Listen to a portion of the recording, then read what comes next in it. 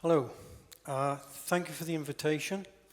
I'm going to talk about why and how Plain English came about in the United Kingdom. I'm going to talk about the specifics of it. It's about an experience in the English language. So I'm Welsh, I guess most of you are Catalan. It doesn't necessarily translate directly, but looking at this, it's remarkable how many similarities there seem to be. Now, I'm going to ask you one or two questions. Where are we? When? Right. It's 1945. It's London. Yeah? The end of the war and a new government. A socialist government with certain commitments. Now, there's someone else. Sorry, I've forgotten my pointer. Sorry. Now, who's this? George Orwell. And in Barcelona, there's a Plaza George Orwell. Now, he's well known for Animal Farm, 1984. And perhaps not as well known universally, but this was an important book for Orwell. And the experience Orwell had in Catalonia was important. Can you still hear me? For Orwell's development as a writer and politically. So, one thing he learned when he was in Catalonia was, as a writer, people use language in a certain way, and not always to the benefit of people. So, he was a Democrat, he was for government of and for the people, and he was concerned about the way politicians use language. Now, the incoming government in 1945 shared certain concerns. So, Orwell, in 1945, I've lost it, wrote an essay called Politics and the English Language. Yeah? It's worth reading. You'll find it online for free. Politics in English Language. And in that, he set out 5 rules for making what people read more accessible to them. Yeah? He set out rules for writers, especially government. Politics in the English language. Key text. And the incoming socialist government in 1945 picked up on some of these things and produced a manual, a writing manual for government writers, for people who worked for government, for civil servants, called Plain Words. It's now in the 6th or 7th edition, much bigger than it was, but that was a key text. Yeah? Now, look at this. Now, that's not untypical for official writing.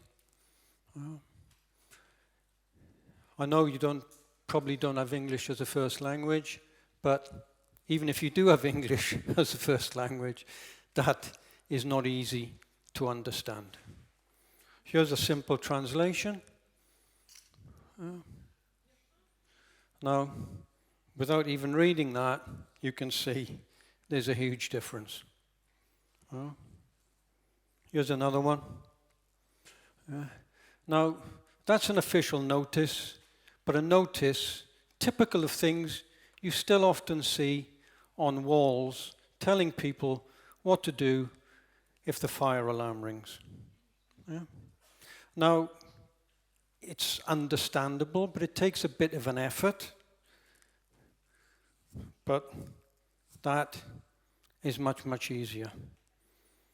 Now, the most obvious thing is there are far fewer words. So, first technique, be concise. If you can lose words, lose words. If you can use shorter words, use shorter words. If you use a single word rather than a phrase, do that. So, that takes a second or two. This takes an effort. This takes huge effort. Yeah? That's a lot better. Passable, but sorry. That is so much better. Yeah? Now, here's another one. Now, this is a notice from an electricity supply company to a customer. And you'll get so far, maybe the fourth line, and you might then realize when you get to the last line, there's a serious issue here. Now there's the rewrite. Yeah. Now, what's going on? So, from this we could draw 3 simple lessons. Yeah? You use everyday English, you write concisely, and you keep the grammar simple. You don't overcomplicate the grammar. So, there we have Orwell, there we have the basics of a plain English approach.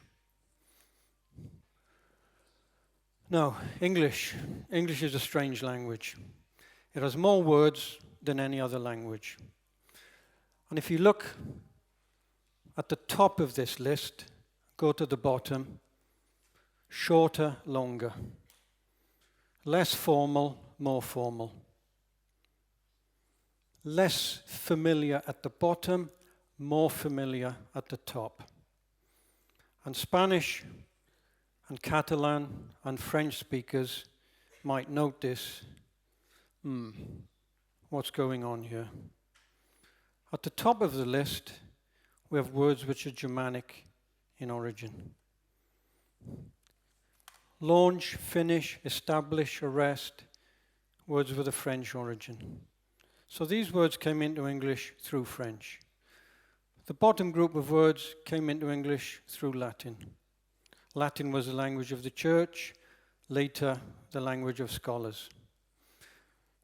At the top of the list, what have we got? Well, we've got Anglo-Saxons and Vikings. So the origins of English go back 1,500 years. Yeah. And then in the 11th century, we had the arrival of these guys, the French. Specifically, this guy, William the Bastard, who became William the First. Now, the French arrived. What happened then to Old English, Anglo-Saxon, a Germanic language? We have 2 communities and we have 2 different languages. Yeah? And the peasants use Old English or Anglo-Saxon. And the French use French. So we have 2 different traditions in England. We have an oral tradition, which is Germanic and goes back 1,500 years. And then we have the official tradition, the language of administration, the language of government, formal, official language, which comes from French, and to a lesser extent, from Latin. Now, what's a plain English approach about?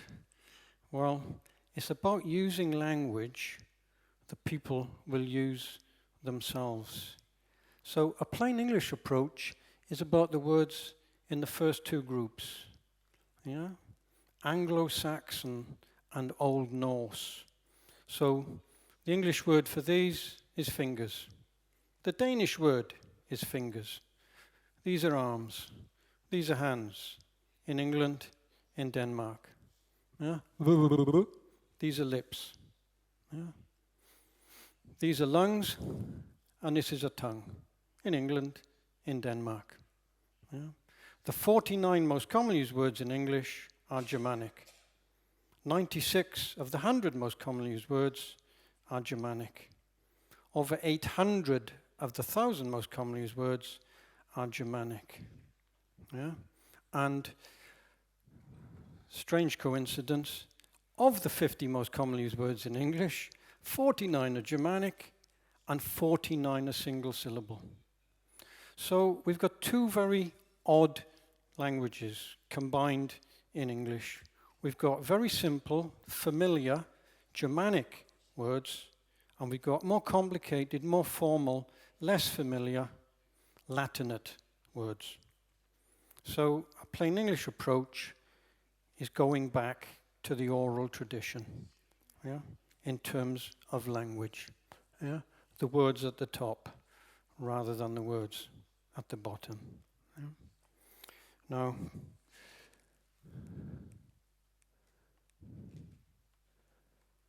uh, 1970. Here we have a group of women who launched a community newspaper in Liverpool.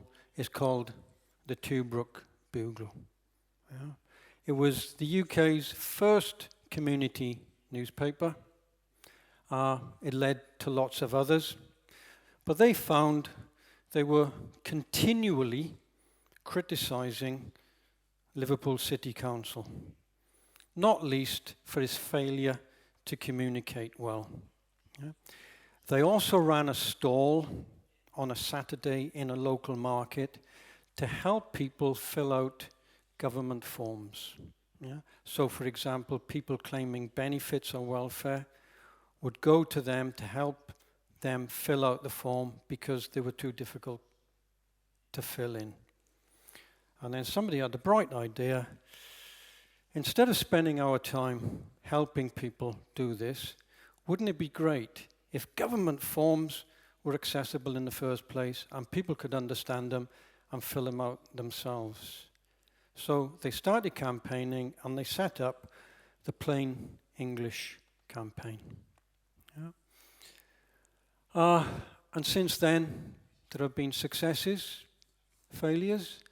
In 1979, so about 10 years on, they took a lot of government forms in a big van down to London from Liverpool. They stopped at the green outside the Houses of Parliament. They piled the forms in a bonfire and they set fire to them. And of course, they'd invited the press. And their point was, these are awful. We need to change the way government writes to citizens. Yeah. The next year, they set up an annual awards ceremony, and they gave praise to companies that did well, and they made a joke of companies that did it poorly. Yeah, Golden Bull for bullshit. Yeah? That got a lot of publicity, and is still going today. In 1983, they had a campaign called Small Print, where they emphasized how difficult it was to understand the small print, the terms and conditions in contracts. Got some leverage from that. And in 1990, they set up a crystal mark scheme. They kite marked texts which were clear and readable. Yeah? So the Plain English Campaign has campaigned, yeah, and it's also, well, trained people and edits text. Very, very similar to what Lectura Fàcil does. Yeah? So here's an example. This is a police manual, a police operational manual, which they edited. So here's before, here's after. Here's another one. So on the left, now this is British Airways, British Aerospace. a manufacturing company. They build aircraft. Now on the left-hand side, you see what was a typical contract. And on the right-hand side, the rewrite. Now, what's going on here? In English, if you make a text accessible, what are you doing? For everyone, you're making it easier to read. Now, some people who are reading an accessible text might find it difficult to read other texts. But for everyone, if you make the text easier, you make it more efficient. You're communicating more efficiently. So there's an overlap here between the concerns of people seeking accessible texts and companies looking to be more efficient in how they communicate. So companies started taking up plain English, not just to look good, but to make things more efficient. Yeah? In a very busy world, people read something and get it straight away. So Thatcher, Margaret Thatcher, who wasn't really interested in social justice or equality or access, took it up for the civil service, thinking we can save money by saving time on communicating, yeah, in a really busy world. So there's a gain for companies.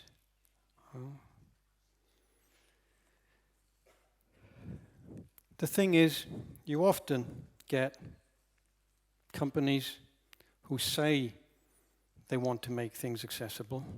They say they want to be readable, but they don't do it. They pay lip service.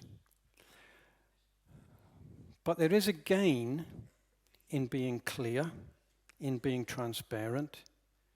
There's a market gain, and that is you're seen to be honest.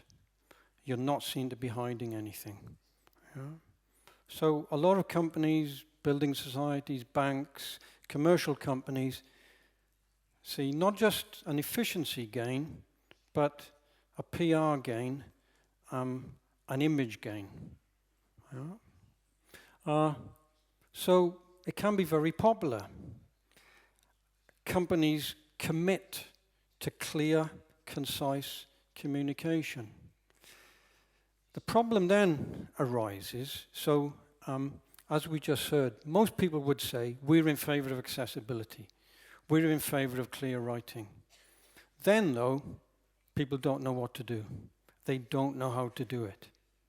So in the UK, people who write are generally highly educated, university educated, and they're trained in a certain way to write.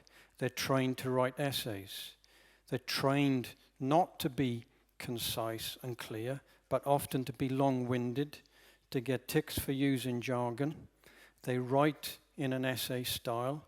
They think about content, and they never think about how they present their writing.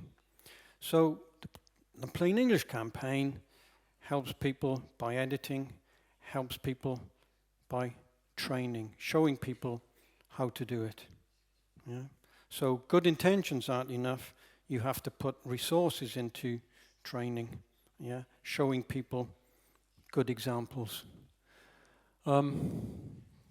So success. That's that won an award recently for bad writing. That won a Golden Bull. Yeah, there's another one. Now, this is an international IT company. I don't think they mean to write badly, but they just do.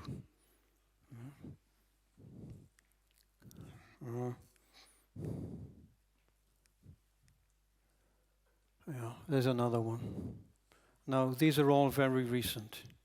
So I am not claiming credit for the Plain English Campaign transforming the way people communicate in Britain. Yeah?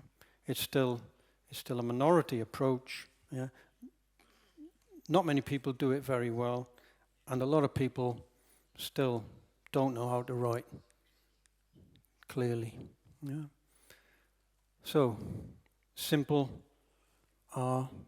short sentences.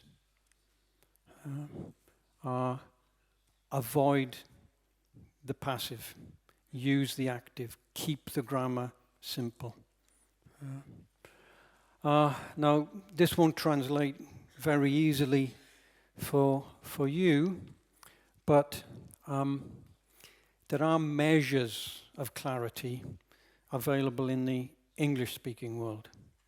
So Flesch reading ease, an American linguist called Rudolf Flesch, devised a program based on word length and sentence length on a scale from 0 to 100 for readability.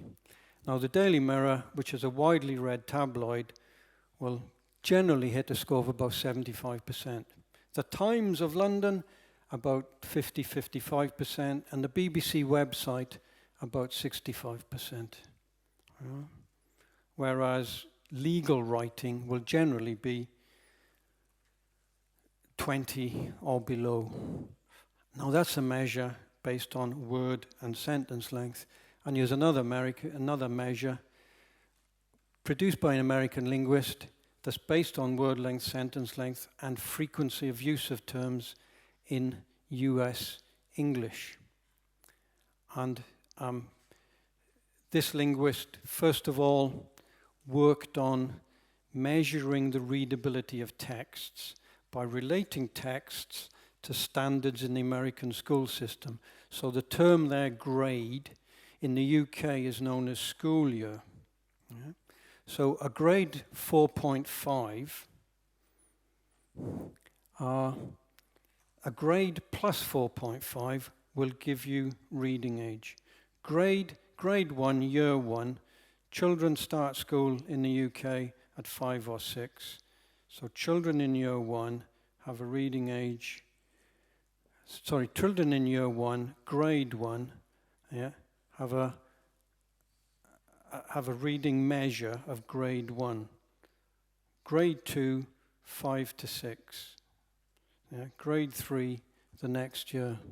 So you can convert grade to reading age. So this gives you some idea how you're pitching your writing. Yeah. Now, I understand there's nothing like that available for Spanish or Catalan, but it does give people who are not used to thinking about how they present their text some measure of how readable it is, based on school standards, yeah, based on word length, sentence length. That's where we are. Any questions?